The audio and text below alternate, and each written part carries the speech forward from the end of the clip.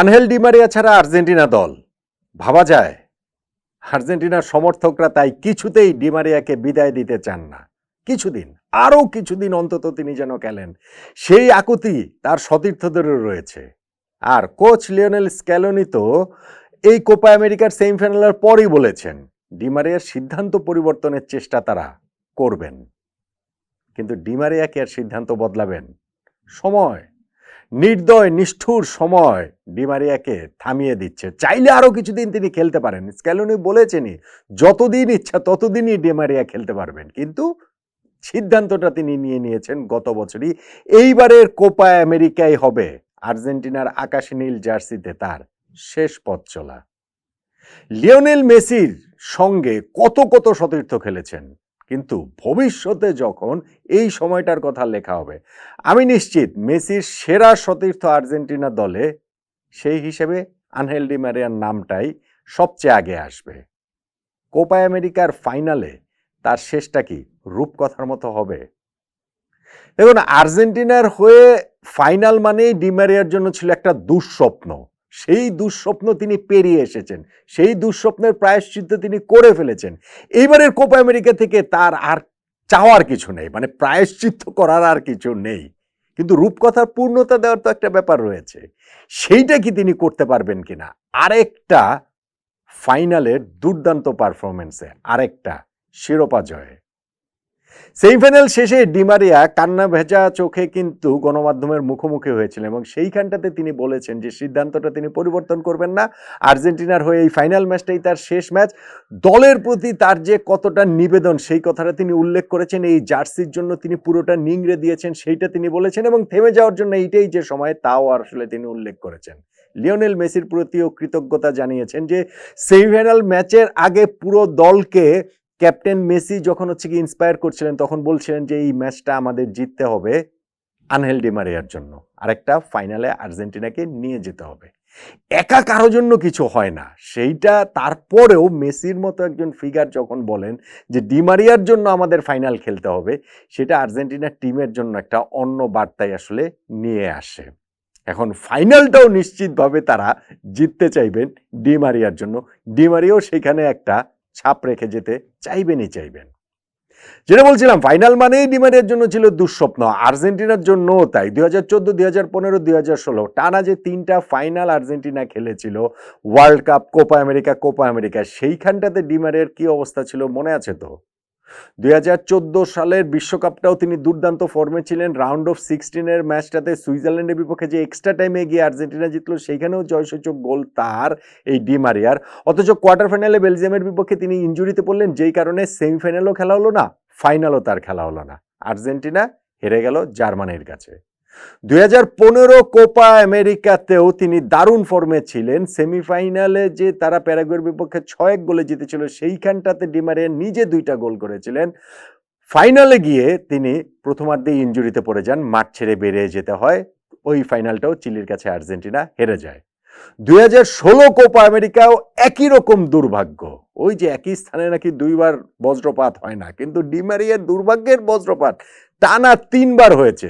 ওই Copa আমেরিকাতেও second ম্যাচটা পানামার বিপক্ষে তিনি ইনজুরিতে পড়লেন, যে কারণে গ্রুপের last match, quarter final, semifinal তার খেলা হলো না। ফাইনালে তিনি ঠিকই একাদশে ফিরলেন, কিন্তু সেই ম্যাচটাও পুরোটা খেলতে পারলেন না। সেকেন্ড হাফের শুরুতে ইনজুরির কারণে তাকে তুলে নিতে হলো। আর্জেন্টিনা ওই ফাইনালটাও হেরে গেল। এখন আর্জেন্টিনার ফাইনালের দুঃখ এবং ডি মারিয়ার দুর্ভাগ্য, এই দুইটা একই সূত্র গাঁথা হয়েছিল। সেই প্রায়শ্চিত্তটা বলছিলাম যে ডি মারিয়া করে ফেলেছেন গত 3টা ফাইনালে।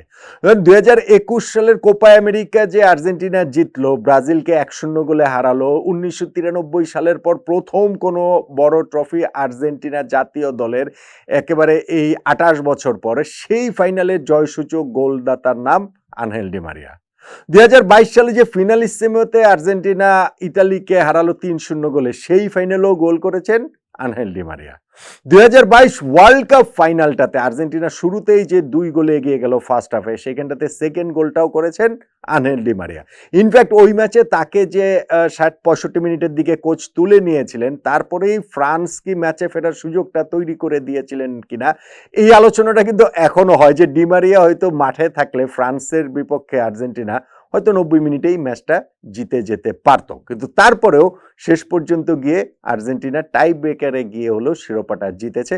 ফলে সর্বশেষ ওই আগের যে 3টা ফাইনালের কথা বললাম সেইখানে যে ডিমারের যে দুর্ভাগ্য ছিল, আবার আর্জেন্টিনা যে গার্সিয়া লাস্ট 3টা ফাইনাল, কোপার ফাইনাল, ফিনালিসিমোতে এবং হচ্ছে গিয়ে ওয়ার্ল্ড কাপের ফাইনালে প্রত্যেকটা আর্জেন্টিনা শিরোপা জিতেছে, প্রত্যেকটাতেই ডিমারিয়া গোল করেছেন।